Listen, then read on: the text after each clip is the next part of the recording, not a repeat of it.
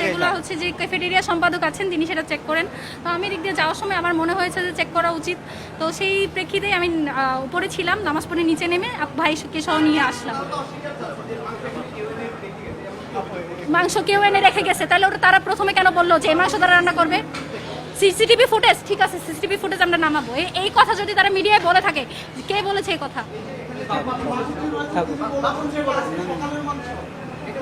হ্যাঁ, এটা সকালের মাংস, তারা এখন রান্না করবে কেন রাতের জন্য? সেটাই হচ্ছে আমাদের কনসার্ন। দেখেন তারা অনেক কথাই বলতে পারে, যেহেতু আমরা প্রথম যখন এসেছিলাম তখন আমাদের সাথে আমাদের ক্যামেরাম্যান ছিল, এই জায়গার ফুটেজ আছে, এই জায়গার আপনার সিসি ক্যামেরার ফুটেজ আছে, এবং এই জায়গার যারা কাজ দায়িত্বে আছে তারা কি বলেছে, তারা এটা রান্না করবে এটাও শিকারে গিয়েছে, তারা এটা খায় না, এটা শুধু শিক্ষার্থীরা খায়, তারা এটা খেতে পারে না, এটাও তারা বলেছে, সকল ডকুমেন্টই আছে। সুতরাং এখন হয়তো আপনাদের মিডিয়া দেখে তারা অন্যরকম কথা বলছে, সমস্যা নেই। আমরা প্রশাসনকে যেহেতু আমরা অবহিত করেছি, আমরা এখন দেখতে চাই প্রশাসন কি ব্যবস্থা নেই, এতটুকু আমরা দেখতে চাই।